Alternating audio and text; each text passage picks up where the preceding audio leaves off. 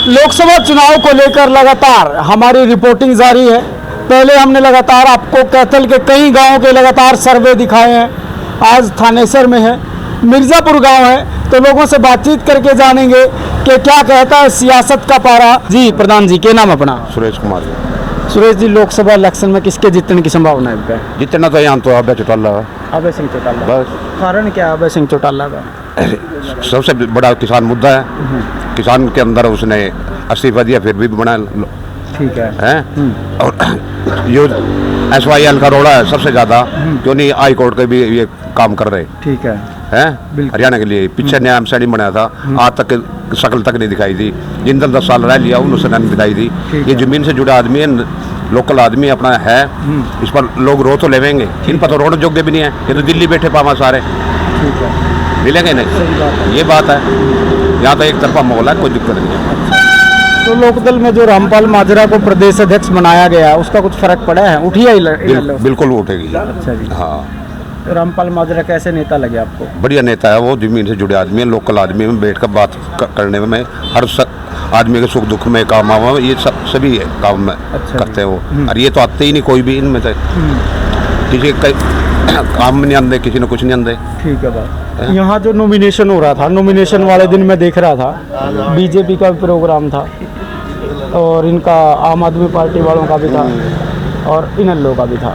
इनेलो की सबसे बड़ी रैली हुई, क्या कारण है? एक दिन यही कारण है कि लोग इनसे जुड़े। जो किसानों का MSP का मुद्दा है, 1.5 साल 1.25 साल किसान दिल्ली बैठे रहे, किया क्या मोदी साहब ने? नहीं किया है। लोगों के डंडे मारे बरसाए, आज इतने अत्याचार करे किसानों पे, वो क्यों नहीं है?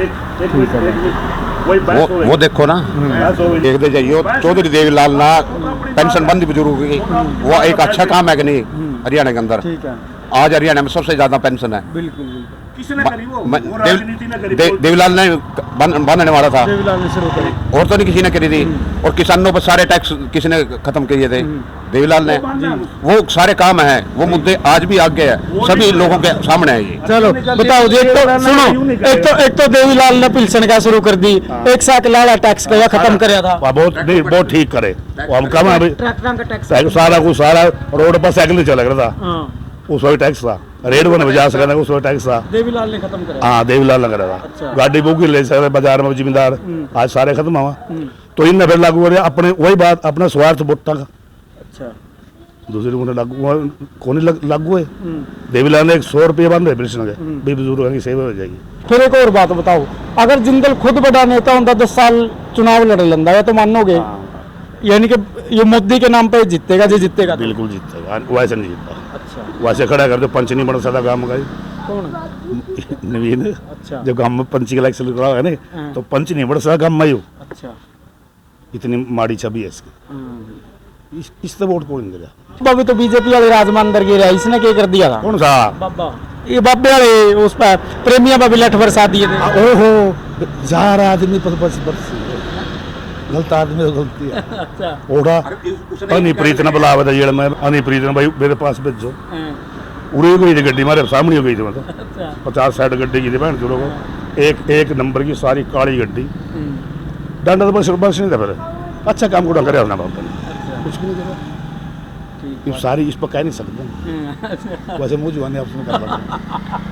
चलो फिर इसी की बात ना मैं बड़ी करूँ, उसने इलेक्शन आ गई, ईब क्यों प्रोल दे देंगे उसको?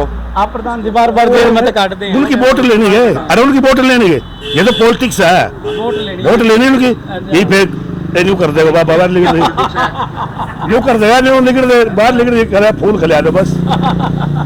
तो ये कैंडिडेट जो मैदान में है, किसको टक्कर में मानते हैं बीजेपी की?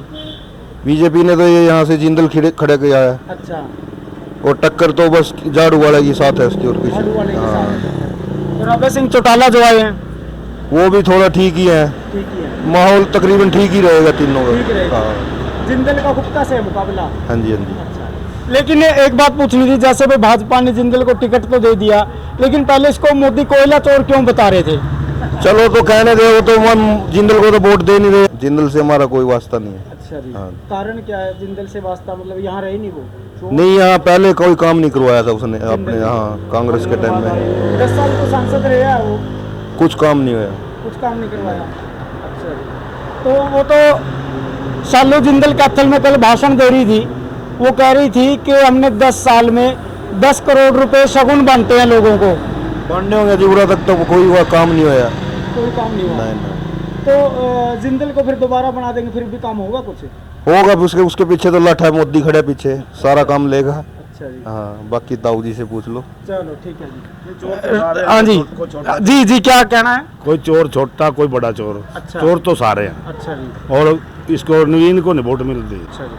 क्यों? नवीन तो पहले जो लोग कहते हैं भाई बीजेपी को डरा का लियावा ना, धमका का लियावा, या तो अंदर चले आने इलेक्शन लड़, ये मुद्दा सारा। लोग तो कह रहे दूसरी पार्टी एक दूसरे तो आरोप लाभ ही है, सभी लाभ तो हैं। ये खट्टर साहब को जो हटाना पड़ा, इसको क्या मानते हैं? ये भी अपनी बिरादरी में चले, अपनी बिरादरी करे और किसी का नहीं करे इसने। खट्टर ने? हाँ, अच्छा जी। आपने जो लगाए मुलाजिम लाए वहाँ पे अपने लाए, अपनी बिरादरी, और आम आदमी को लाया कोई। तो नायब सिंह सैनी जो अभी मुख्यमंत्री बनाए, ठीक लगे आप लोगों को? वोट ज़्यादा है सैनियों की, वो वोट बैंक काबू कराया, इस करके बनाया। ठीक है। नहीं आप क्यों नहीं बनाया, मैं क्यों नहीं बनाया, क्यों नहीं बनाया? और बिरादरी तो और भी है, इनकी वोट ज़्यादा थी, इन्हें वोट काबू करी अपनी। ठीक है। बस। तो ये चर्चा कर रहे थे हम, थानेसर का मिर्ज़ापुर गांव है जहां पहुंचे थे। यहाँ सोचा कि बातचीत कर लेते हैं, चर्चा कर लेते हैं, शायद इस चर्चा से आपको भी कुछ पता चले कि चुनाव जो है वो किस तरह का चुनाव है, लोगों के विचार क्या है। इसी तरह की तमाम जानकारियों के लिए जुड़े रहिए मेरे साथ। संदीप बागड़ी हूँ मैं, कैथल प्राइम टीवी देख रहे हैं आप।